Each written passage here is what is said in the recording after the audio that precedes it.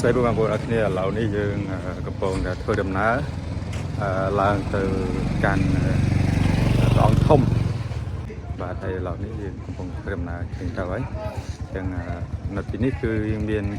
ហាងលក់ច្រើនលក់អីវ៉ាន់លក់ខោអាវលក់ម្ហូបអាហារមានកាហ្វេមានអីចឹងខាងនេះគឺមានលក់ត្រីអាំងសាច់មាន់អាំងហើយខាងក្រោយនេះគឺជាហាងលក់ម្ហូបអាហារឥឡូវនេះកំពុងឈរចាំភ្ញៀវព្រោះគាត់មើលខោអាវមើលអីចឹងណារត់ទិញខោអាវទិញអីខ្លះទិញផ្កាទិញអីដើម្បីយកទៅថ្វាយព្រះបាទ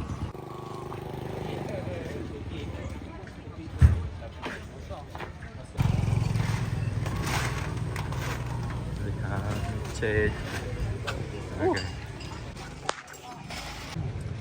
នៅកន្លែងនេះគេលក់ទឹកឃ្មុំ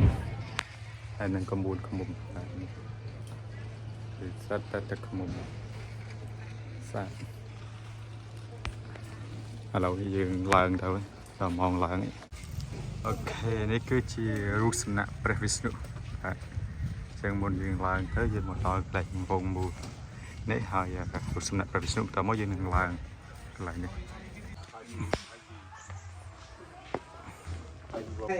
អូខេ so ឥឡូវនេះយើងកំពុងតែឡើងទៅហើយ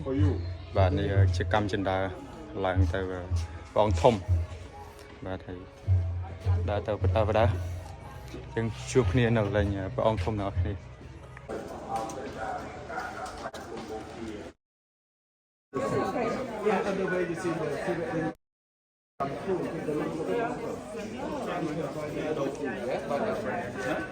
The antenna is broken. It's a good shape.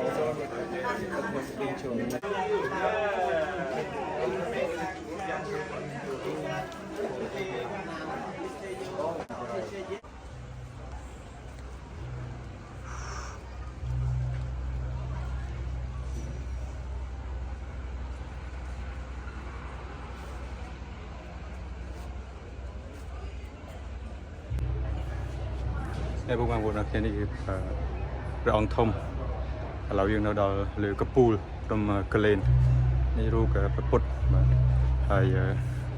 ហត់ឡើងមកលើមកហត់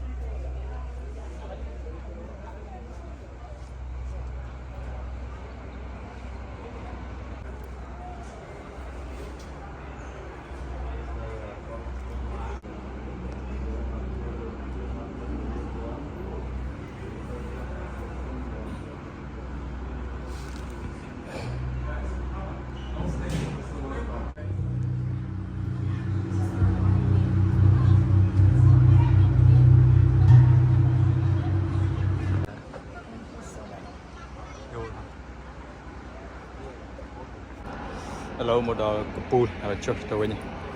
តពីមើលព្រះអង្គធំហើយយើងក៏ចុះទៅក្រោមវិញគប់នេះវាស្អាតមែនទេបងប្អូនគ្នា